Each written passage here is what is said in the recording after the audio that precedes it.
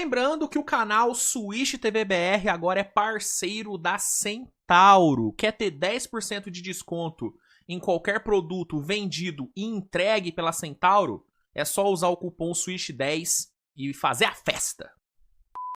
Aí a gente teve, né, a Atlanta Hawks vencendo o New Orleans Pelicans no jogo que marcou a última vez, né, que vimos a Atlanta na quadra do Hawks como jogador do Hawks. Ontem ele acabou não jogando, né, tava fora, mas ele estava lá acompanhando o time, inclusive teve uma cena muito bonita, né, dele saindo pro vestiário na hora que saiu a notícia da troca, né, uma imagem meio bem simbólica.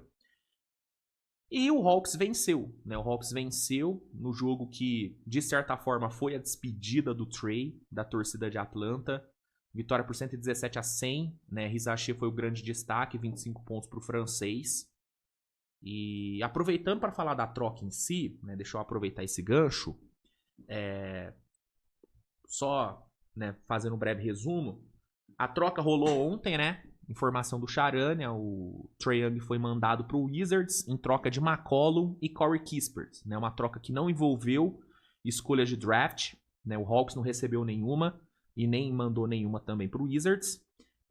A princípio, a maioria das pessoas julgou a troca como uma troca ruim para Atlanta, e eu entendo a análise da galera. Realmente chama a atenção você ver o Trae Young, que foi o franchise player do Hawks nas últimas 8 temporadas, né, um dos grandes jogadores da história da franquia. A gente está falando de um Trae que terminou a sua passagem em Atlanta como o líder em assistências totais e por jogo da franquia, como o líder em bolas de 3 da franquia, como o líder em pontos e assistências por jogo da franquia em playoffs. Terminou em 6º, né, em pontos, foi 4 vezes All-Star jogando no time, foi 1 vez ao NBA, levou o time para uma final de conferência, né, ainda no seu começo ali com a equipe.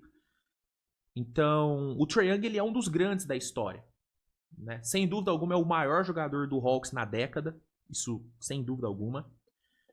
Então, eu entendo o torcedor do Hawks ver esse cara indo embora sem vir nenhuma peça realmente boa. Tipo, o McCollum é um bom jogador? É um bom jogador, mas é pior do que o Trae. Corey Kispert é um bom role player? Sim, mas, né? E não veio nenhuma escolha. Então, eu entendo a avaliação inicial ser de que foi uma troca horrível para Atlanta e maravilhosa para o Wizards, porque mesmo com as questões salariais do Trae e dele meio que não casar com a linha do tempo de Atlanta, né? A linha do tempo de Washington, que é um time extremamente jovem, é um time cheio de novatos, cheio de segundanista, é um time pro futuro, é um time que tá pensando em draft. E o Trae Young chega com 8 anos de liga, com 27 anos, já consolidado como um dos melhores da posição na NBA, já consolidado como uma estrela, né? Com outras ambições, com um salário muito grande. Então, apesar dele talvez não se encaixar na linha do tempo do Wizards, cara, é uma estrela chegando no Washington Wizards.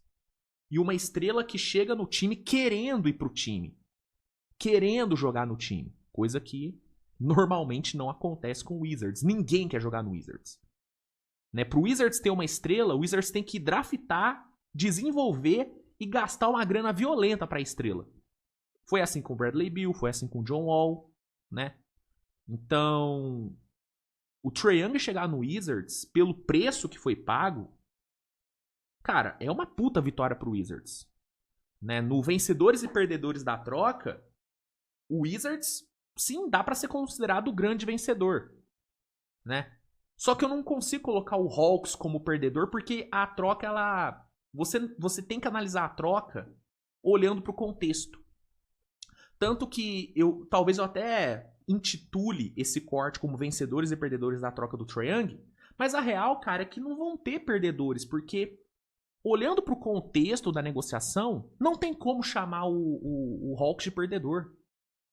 Por quê? Trae Young é um grande jogador? Sem dúvida. Sem dúvida. Já falei aqui tudo que ele é dentro da franquia. É um dos melhores armadores da liga, é um dos melhores assistentes da liga, foi o líder em assistências da NBA na temporada passada, tá? Só que nessa temporada, cara, o Trae não tá jogando bem.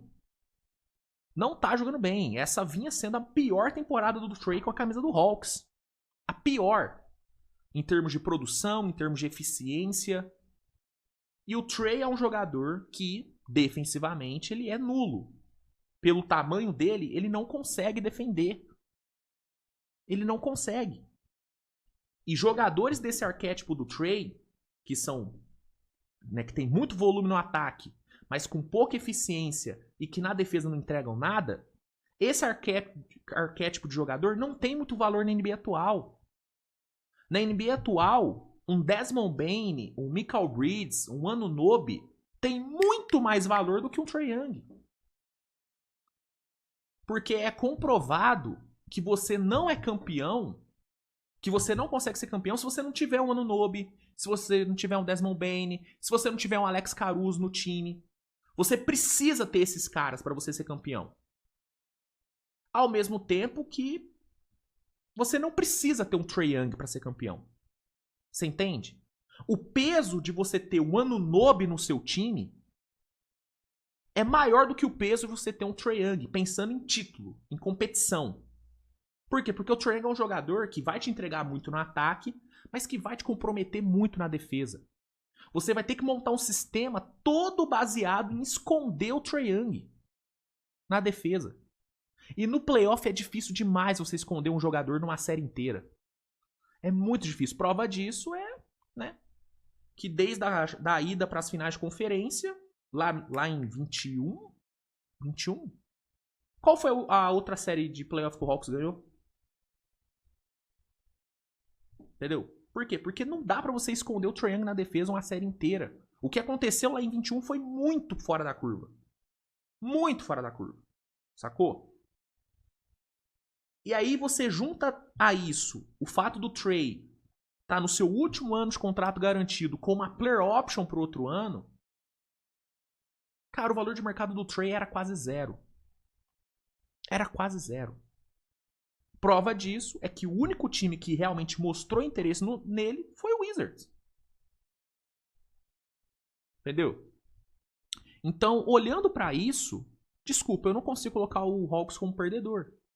Porque mesmo nesse contexto, onde você tem um jogador totalmente desvalorizado, o Hawks pegou um McCollum que inicialmente até vai ajudar no time.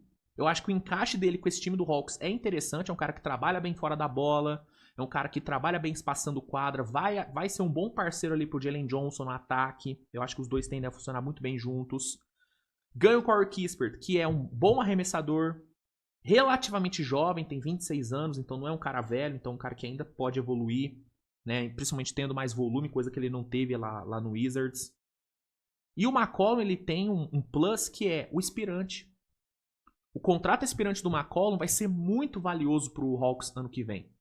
Porque com ele saindo, com o Porzingis saindo, com o Kennard saindo, cara, o Hawks vai abrir, sei lá, 30, quase, até mais de 30 milhões no cap para ano que vem. Pra gastar na free agency, pra montar um time pro Jalen Johnson, que a partir de agora é o novo franchise player da equipe de forma oficial. Então, eu não consigo colocar o Hawks como perdedor, cara. Não consigo. Eu também não consigo colocar o Trae Young. Beleza, o Trae Young vai pra um time que a princípio não vai ser um time competitivo. O Wizards é um time pra daqui 2 temporadas, né? Se todo mundo se desenvolver bem, é pra daqui 2 temporadas, não é um time pra agora. Mas é um time que vai dar pra ele, primeiramente, né, a chance de assinar uma extensão máxima, né, coisa que no Hawks ele não conseguiria, e ele também não conseguiria em nenhum contender. Nenhum contender teria espaço pra dar uma extensão máxima pro Trae, tá? Né, Minnesota, por exemplo, jamais daria essa extensão máxima pro Trae. Por quê? Porque já tem Anthony Edwards, Gobert e Randle com um contrato muito grande. Né? E qualquer outro contender também não teria esse espaço. O Wizards tem esse espaço para dar essa extensão máxima para ele. Então ele, financeiramente, ele vai para um time que vai, né, garantir o contrato que ele quer. Esportivamente, beleza, não vai competir, mas vai estar num time ali onde ele vai ser a primeira opção no ataque. E ele vai ter alguns bons companheiros para associar. Né? Eu gosto muito do fit dele com o Alex Sarr. Eu acho que os dois têm tudo para dar certo. né? O pick and roll dos dois tende a ser bem eficiente. Que Sean George é outro que deve se aproveitar bastante da gravidade do Trae, trabalhando mais fora da bola, trabalhando mais no catch and shoot, né? Outros caras ali do time também devem se aproveitar. Talvez o que menos vai se aproveitar do Trae, talvez seja até algo meio conflitante, é o Bob Carrington e o Trey Johnson. Né? Os dois precisam muito da bola para render. E aí o Trae ele vai monopolizar muito a bola. O McCollum, ele não monopolizava tanto assim o jogo. Né? O Trey Johnson e o Bob Carrington conseguiam jogar mesmo com o McCollum no time. Com o Trae vai ser meio complicado. O Trae ele precisa da bola para render. O Trae sem bola não existe. Ele não tem off-ball. Então talvez o Trey Johnson e o Bob Carrington, talvez os dois sejam os perdedores da troca. Porque eles vão perder muito volume de jogo. Vão perder muito espaço com o Trae Young, né? Mas assim, de resto, Coulibaly é outro que deve se aproveitar bastante do Trae, então assim, o Trae ele vai ter bons companheiros ali. E daqui uns 2 aninhos, se ele se mantiver lá no Wizards mesmo, se ele renovar e tudo, ele deve ter um time bom pra jogar, né? Ainda mais se o Wizards, né, conseguir ter uma boa pick nesse próximo draft, garantir uma pick alta, garantir uma pick top 3, top 4, nesse que tende a ser um dos melhores drafts dos últimos anos, tão bom quanto esse último. Cara, o Wizards tem um futuro interessante. E o Trae Young vai ser o líder desse time no futuro. Então, sendo bem sincero, cara, eu nem consigo fazer um vencedores e perdedores clássico, porque eu não consigo colocar muitos perdedores aí. Pra mim, quem sai perdendo nessa troca é o Carrington e o Trey Johnson, que devem perder bastante volume com a chegada do Trae. Quem perde são os jogadores do arquétipo do Trae, né? Porque fica claro que esses caras não têm muito valor no mercado atual. E aí eu tô falando de caras como o Ja Morant, tô falando de caras como o LaMelo Ball. Esses caras perdem com a troca do Trae. Porque é um padrão agora. Jogador unidimensional no ataque, que não agrega nada na defesa, não vai ter muito valor no mercado, não. Isso já havia ficado claro com a questão do Cam Thomas, de ninguém ter ido atrás dele, mesmo ele sendo agente livre. E isso vem ficando cada vez mais claro. Enquanto os jogadores do arquétipo de Mikal, de Anunoby, de Desmond Bane, vêm sendo cada vez mais valorizados. Então, talvez os grandes perdedores sejam esses jogadores. Sejam o arquétipo de jogador do Trae. Jogador com problema na defesa, que no ataque te entrega volume, mas não te entrega tanta eficiência. Jogador com problema de lesão também. O Trae nessa temporada jogou muito pouco. Inclusive, ele deve jogar pouco nessa temporada no Wizards também. Que o Wizards não vai querer forçar a volta do Trae. Vai querer que ele se recupere da lesão de forma tranquila, de forma, sabe? Até pra garantir uma escolha alta no próximo draft também. Eu não esperaria ver o Trae jogando muitos jogos não, tá? Não esperaria, sinceramente. Então talvez os grandes perdedores sejam esses. Porque, repito, cara, você pode achar a troca ruim, você pode achar que o Hawks recebeu pouco, que o Hawks deveria ter pego uma pique. Até cabia uma escolha de draft aí na troca. Acho que ficaria até justo pro Wizards. Você pode achar isso, mas você tem que analisar o contexto. Você tem que ter claro na sua mente que o Trae Young não tem valor de mercado hoje. Talvez ele se valorize agora. Com o novo contrato, né, entregando boas temporadas ali no Wizards, talvez ele volte a se valorizar. Mas hoje, o valor de mercado do Trae é nulo. Quase nulo, bicho. Entendeu? O valor dele é isso aí, cara. É McCollum e Corey Kispert. Esse é o valor do Trae Young hoje. Valor de mercado. Não tô falando que ele é um jogador ruim, não tô falando que ele é um jogador péssimo. Não, é um muito bom jogador. Mas pro que a NBA pede hoje, o Trae Young não é prioridade. Para nenhum contender vai se matar para ter um Trae Young.